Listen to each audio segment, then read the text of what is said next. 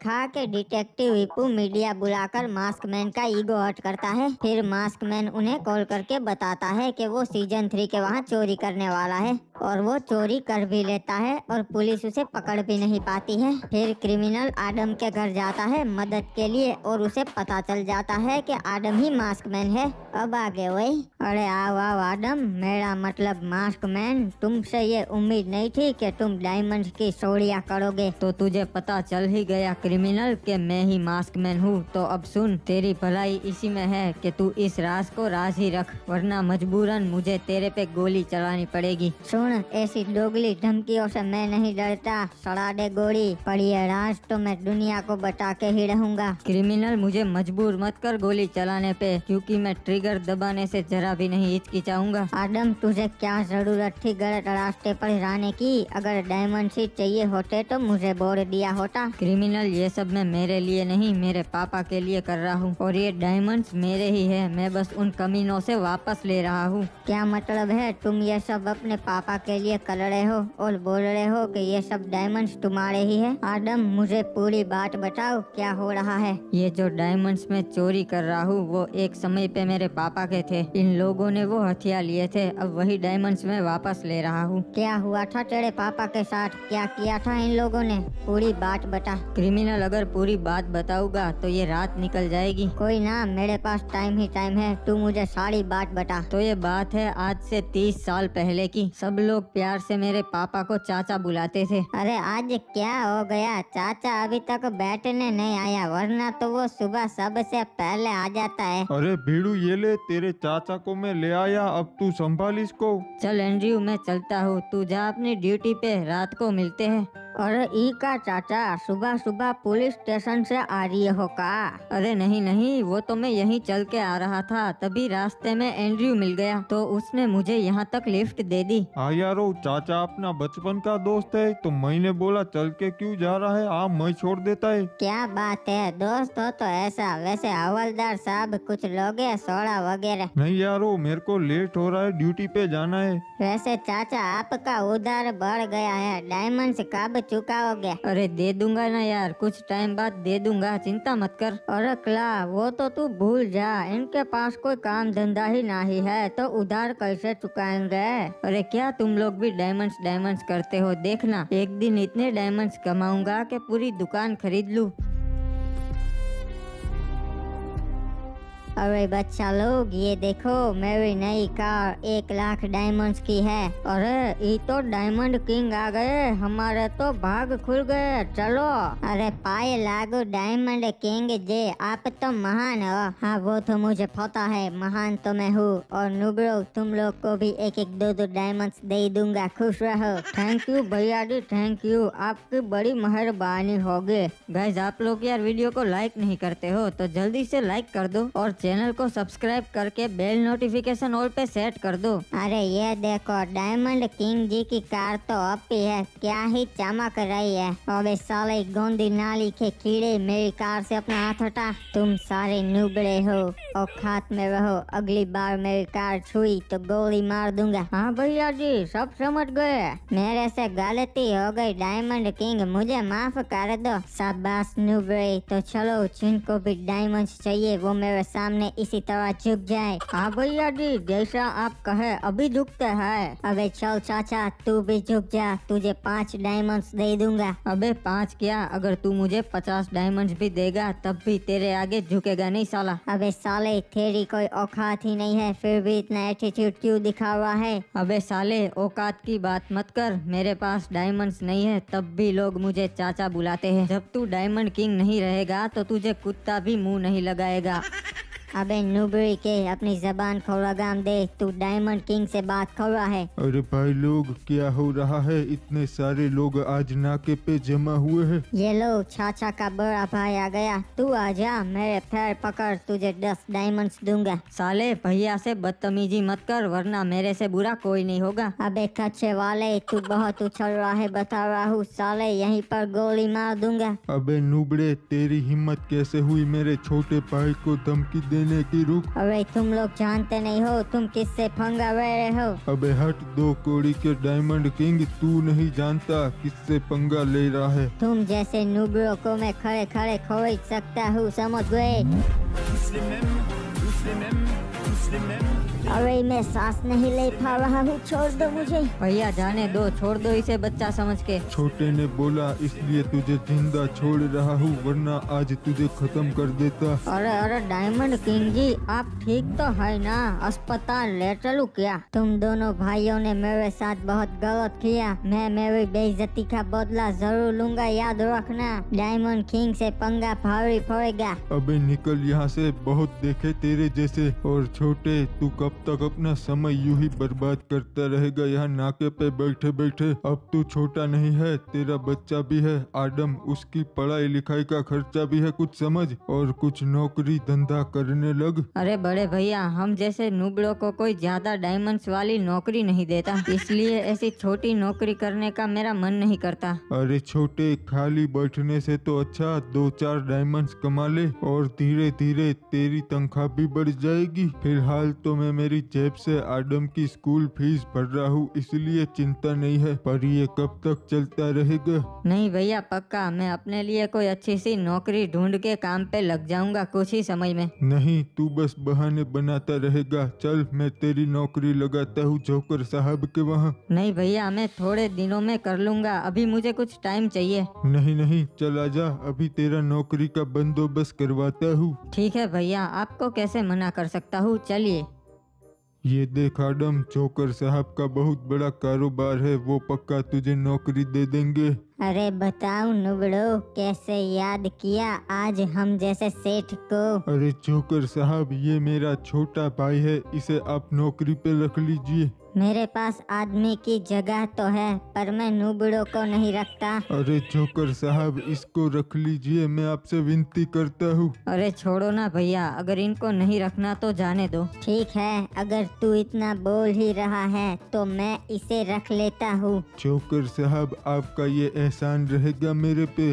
बस बस नुबड़े, मस्का मत लगा, चल दफा हो। ठीक है, मैं चाहता हूँ। और छोटे, मन लगा कर काम करना।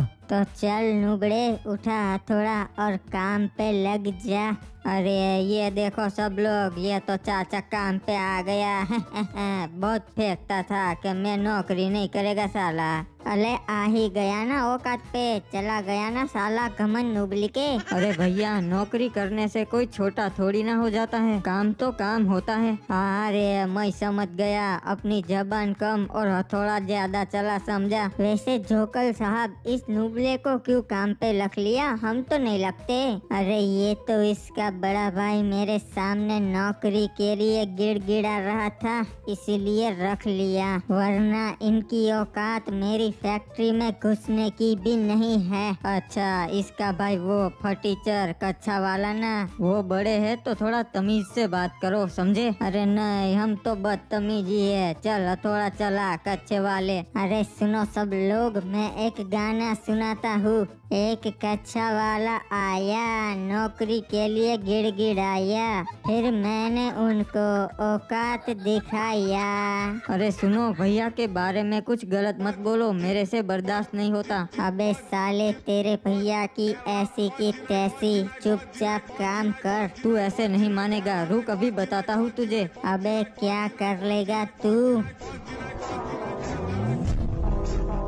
साला बहुत बोल रहा था। अबे तुझे नौकरी से निकाल दूंगा। तू क्या मुझे नौकरी से निकालेगा? मैं ही तेरी नौकरी छोड़ के जा रहा हूँ।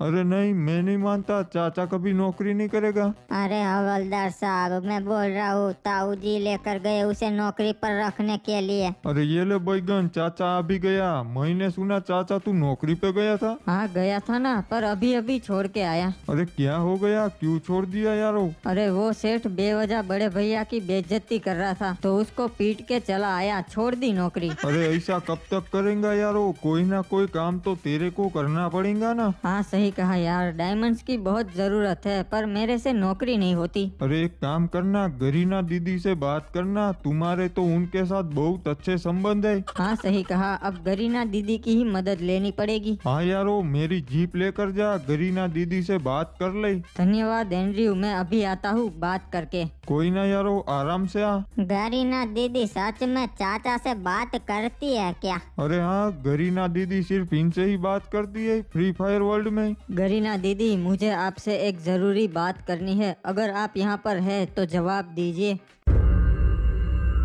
हाँ बताओ, क्या बात करनी है मुझसे?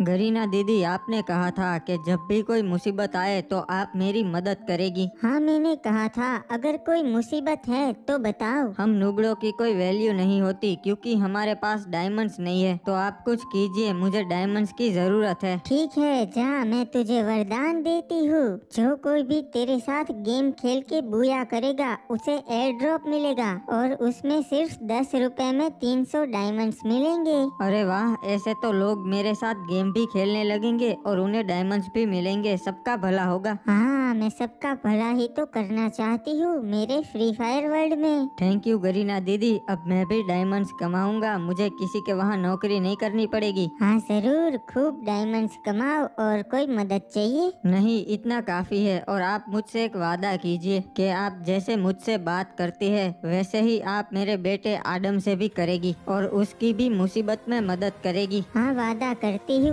और कोई मदद नहीं चाहिए ना तो मैं चलती हूँ। नहीं, इतना बहुत है मेरे लिए और धन्यवाद।